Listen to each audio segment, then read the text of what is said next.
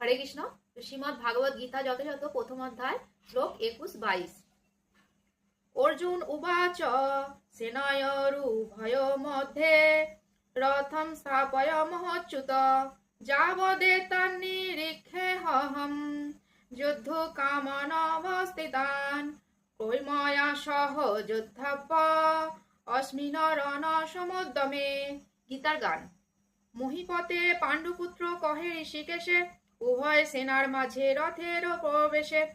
যাবৎ দেখিব এই যুদ্ধকামিগণে তাবৎ রাখিবে রথ অচ্যুত এখানে। দেখিবারে চাহিকে বা আসিয়াছ হেথা কাহার সহিত হবে বুঝিবারে সেথা। অনুবাদ।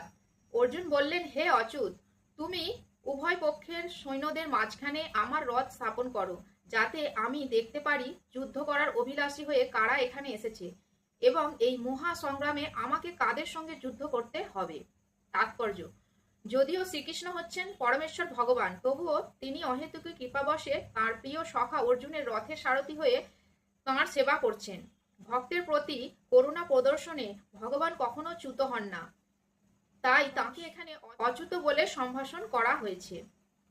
অর্জুনের রথের সারথি হবার ফলে তাঁকে অর্জুনের আদেশ অনুযায়ী কাজ করতে হয়েছিল এবং যেহেতু তা করতে তিনি কুণ্ঠিত হননি, তাই তাঁকে অচ্যুত বলে সম্বোধন করা হয়েছে। যদিও তিনি তার ভক্তের রথের সারথি হয়েছেন, তবুও তার পরম পদ কেউ দাবি করতে পারে না। সকল অবস্থাতেই তিনি হচ্ছেন পরম পুরুষ ভগবান বা সমস্ত ইন্দ্রিয়ের অধীশ্বর ঋষিকেশ। ভগবানের সঙ্গে ভক্তের সম্পর্ক মধুর ও অপ্রাকৃত। ভক্ত সর্বদাই ভগবানের সেবায় উন্মুখ। ঠিক তেমনই ভগবানও তার ভক্তের কোনো রকম পরিচর্যা করতে সুযোগের অন্বেষণ করেন। ভগবান যখন তার কোনো শুদ্ধ ভক্তের আদেশ অনুসারে তাকে পরিচর্যা করার সুযোগ পান, তখন তিনি অসীম আনন্দ উপভোগ করেন। ভগবান হচ্ছেন সর্বলোক মহেশ্বর। যেহেতু তিনি হচ্ছেন প্রভু, প্রত্যেকেই তার আদেশের অধীন এবং তাই তাকে আদেশ দেওয়ার মতো তার ঊর্ধ্বে আর কেউ নেই। কিন্তু যখন তিনি দেখেন যে কোনো শুদ্ধ ভক্ত তাকে আদেশ করছেন, তখন তিনি দিব্য আনন্দ লাভ করেন।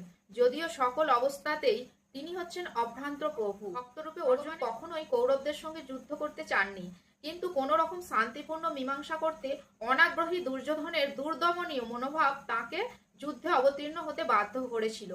তাই তিনি যুদ্ধের আগে একবার দেখে নিতে চেয়েছিলেন তার বিপক্ষে যুদ্ধ করতে কে কে সেই রণাঙ্গনে উপস্থিত হয়েছিল। যদিও যুদ্ধক্ষেত্রে শান্তি স্থাপন করার কোনো প্রশ্নই ওঠে না, তবুও যুদ্ধের আগে অর্জুন একবার সকলকে দেখতে চেয়েছিলেন এবং তিনি দেখে নিতে চেয়েছিলেন সেই অন্যায় যুদ্ধে কৌরবেরা কতখানি উৎসাহী ছিল। হরে কৃষ্ণ।